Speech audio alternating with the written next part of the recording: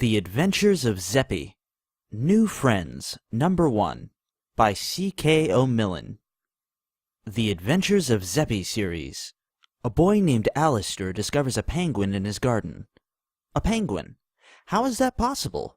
After Alistair gives Zeppi the penguin his name and a home, the two become best friends and their adventures begin. Zeppi learns to enjoy the world of humans, but looks forward to being reunited with his parents living in Antarctica. Book 1. New Friends. Zeppi learns that compost piles are plant food, not penguin food. For all the children of the world and penguins too. A special thanks to Nancy, Myra, Anahita, Roland, and Libby for all their support. A red truck raced down a dark potholed street in the middle of the night. In the back of the truck, a little penguin clung to the bars of his iron cage and stared up at his parents' faces, twisted with worry. "Don't be anxious, Zeppi. In a few days we'll be home," said his dad. Zeppi tried to keep his balance as his iron cage banged against his parents' cages. The loud clatter of metal against metal and the honk, honk, honk of the other penguins in the truck hurt his ears. His mother's smile slid upwards. "A little more patience and you'll be gliding on," she began. Zeppi didn't hear the end of her words. The truck doors swung open and his cage fell off with a loud crunch. "Ouch! Help!" he cried. The cage flip-flopped over and over, gathering speed as it tumbled down the street. Zeppi turned upside down while he was hanging onto the bars. Suddenly, his cage flew high in the air and hit the pavement. Thwack! It continued rolling before landing in the soft grass. Then it stopped against a tree. Zeppi sat there for a moment and held his head with his shaky wings, trying to get his ideas straight. The truck's tires shrieked to a stop. Thumping footsteps approached. They were now in the light of a dim street lamp. Zeppi grew panic-stricken at the sight of the red boots stomping towards him through the grass. He recognized these boots. They belonged to the truck driver. He was the brute who yelled nasty words while stuffing Zeppi and his family and friends into cages. Zeppi tried to honk for help, but only tiny noises bubbled out of his beak. He heard his loud-mouthed penguin buddies shouting from their cages in the back of the truck, "Careful, he's coming!" "Shut up, you bunch of nitwits," the driver barked. "What's going on?" He shuffled along and muttered, "What fell out of my truck? Ah, it's so dark." Zeppi shivered. He remembered how the driver had kicked him into his cage. The driver stopped searching. "I don't see anything. I'm wasting time. The ship's waiting for my goods." He marched back to the truck and slammed the doors, making sure they were correctly latched. Then he drove off in a hurry. Caged and alone on the side of the road, Zeppi trembled. Until today, he'd never been anywhere but the zoo where he was born. He'd never been separated from his parents or the other penguins. But whining and crying wasn't a solution. He must get out of this cage. He gave the door a strong kick, and another. It opened. "Free!" Zeppi honked, wobbling like mad towards the streetlights ahead. He needed food and a place to hide. This street was well lit and offered him a choice of gardens to take shelter. Nobody was in sight and the houses were dark. The perfume of roses guided him to a blooming garden. Zeppi was starving, but his mom had taught him that even if he liked their scent, he was not to eat flowers. His eyes watered to think of her soft voice reassuring him. "It's a good thing that we're leaving the zoo. In a few days we'll be free." The further he waddled into the garden, the further he moved away from the streetlights and the darker it became. He could hardly tell what was in front of him. Zeppi stumbled and hurt his foot. Ah! He hopped on his other foot. What had he tripped over? It felt like the ball the zookeeper had given him to play with earlier this week. Strange, it was only half of a ball, and it had 2 straps. He picked it up and put the hollow thing on his bruised head. It fit perfectly. Whatever it was, it wouldn't trip him again. While he hobbled deeper into the backyard, he slipped and flopped on his belly. Something squished under him, and it smelled like rotten food. Yuck, yuck! Zeppi tried to shake a soiled fishbone from his right wing. He did his best to remove onion peels from between his toes. But they wouldn't go away. He decided that he had a more important thing to do. Find a place to hide. At the end of the garden, he bumped into a teepee. Zeppi cautiously peeked in the opening. "Anybody home?" he whispered.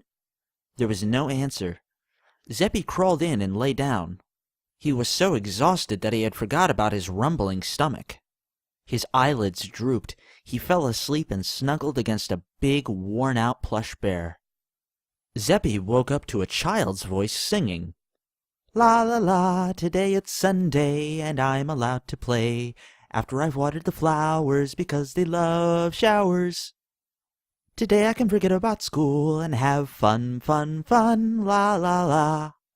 Zeppi left the teepee and jumped into the nearest flower bed. A boy came along, swinging a watering can and happily sprinkling the flowers. He sang his song over and over. It was difficult for the little penguin to hold his breath. Blue lilies tickled his face.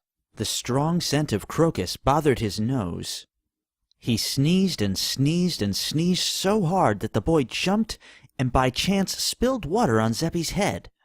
The boy stood there, his mouth wide open and his eyes as big as icebergs.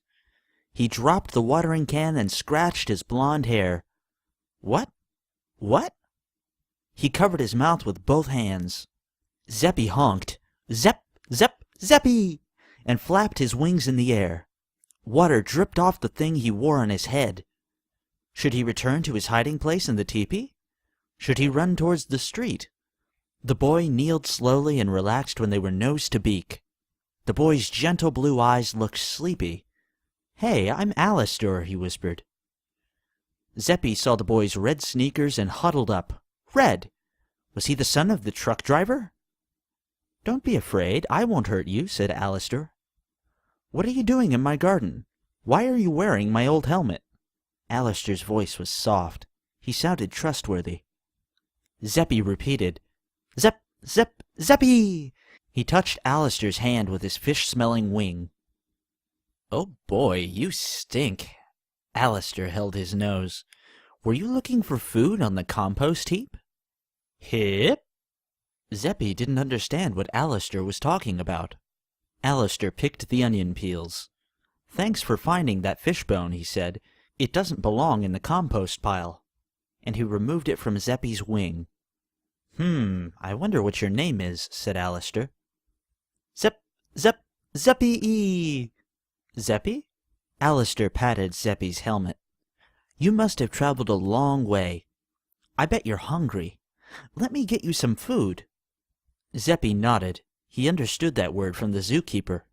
Food. "Promise me you'll stay close to the teepee and hide if someone comes near," said Alistair. He wagged a finger. "My parents must not know you're here. Well, Mom wouldn't mind, but Dad says I cannot have pets because they'll poop in his flowers." Zeppi repeated, "Poop flowers." The boy pointed at the white house surrounded by white fences.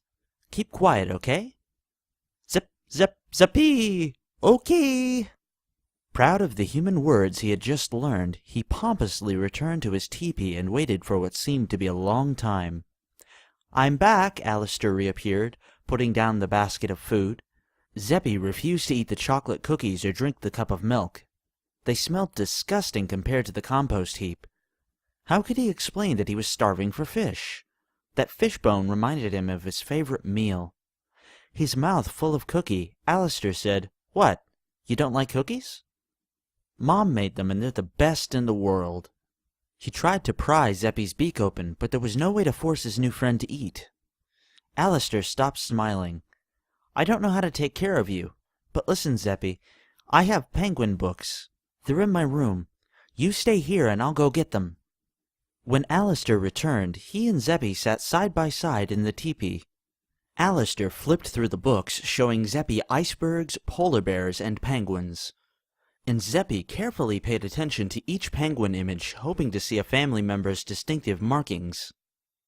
Alistair snapped his book shut. "Zeppi, last night the shrieking of tires woke me up. I heard the brakes of a truck in the distance, then something clunking down the street.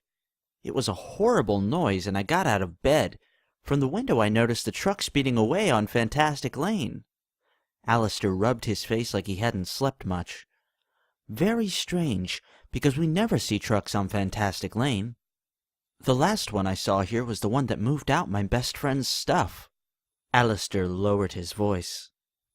I'm sure the clatter wasn't made by the truck only. No, there was something else.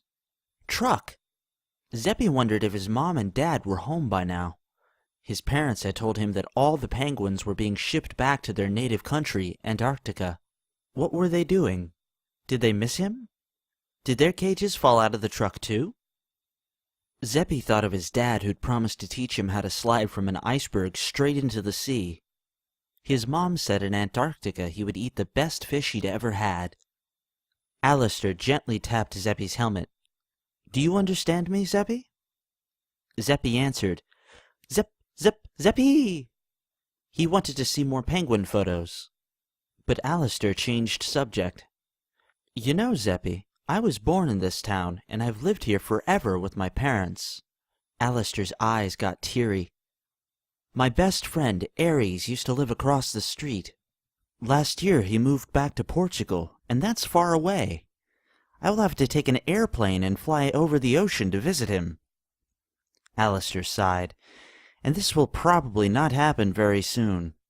I have other friends, but every night I wish I had one special friend like Aries. Suddenly, Zeppi felt lonely too. He missed his parents and his loud penguin buddies. He wondered why his cage had to fall off that truck. With a sigh, Alistair picked up another book and began to turn the pages. Zeppi jumped up and pointed a wing at a picture showing Adelie penguins tobogganing on their bellies. Zeppi! Okay, he cried. Ah, you are an Adelie penguin. Alistair looked at the picture and read, Adelie penguins are birds that eat fish and krill. They live on land and in water, but cannot fly. They live in faraway places such as Antarctica. Alistair showed an Adelie gulping down a fish. Zeppi lowered his head and looked away from the photo. Hey, my friend, don't be sad. Alistair shook Zeppi's wing. I'll sneak back into the kitchen.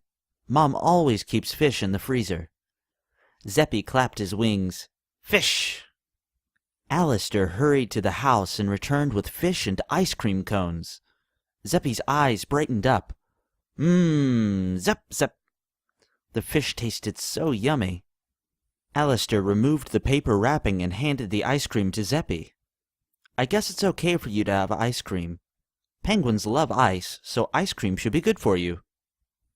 Okay, ice, honked Zeppi, waddling around and flapping his flippers. Alistair continued reading penguin books aloud until a kind voice interrupted the secret gathering in the teepee. Alistair, supper's ready, the voice sang. Zeppi jumped up, his body shaking. Alistair put his fingers on his hips and stroked Zeppi's back. Shush, it's okay. Then he called to his mom. No thanks, Mom, I'm not hungry. No discussion, Alistair. Alistair sighed. Zeppi, I need to go because Mom gets upset when I'm late for supper. Be good and stay hidden in the teepee. Zep, okay. Zeppi. Before leaving, Alistair asked the little penguin, Will you stay and be my friend? Okay, friend, honked Zeppi. Alistair smiled. Okay, tomorrow morning I'll clean up this teepee so you'll have more space. You deserve a nice home. I'll fill up my swimming pool for you. Alistair laughed, pinching his nose. I might have to give you a good scrub, too. Alistair, where are you? Mom sounded impatient. Alistair looked at Zeppi. No need to dig in the compost. That's where we dump peels and leftovers. The stuff on the compost isn't food for you. It turns into food for plants. Then, Dad feeds it to trees and flowers. You don't want to eat plant food, do you? He asked, giving Zeppi a hug. Zeppi remembered falling into the compost last night and shook his head. He watched his new friend hop home to his supper. Alistair sang cheerfully, I found a new friend, la la la la. I have a special friend. Okay, friend, Zeppi honked. He snuggled up on his teddy bear bed and went back to reading Alistair's penguin book. More Zeppi adventures coming soon. Watch out for book number 2, Circus. When a circus comes to town, Zeppi is horrified seeing the animals caged. What has become of his parents? Thank you for reading The Adventures of Zeppi. Stay updated with Zeppi's latest and sign up on his website at www.onthegowithzeppi.com. Ebook version of Zeppi's adventures on Amazon.com, iTunes Store, and Lulu.com.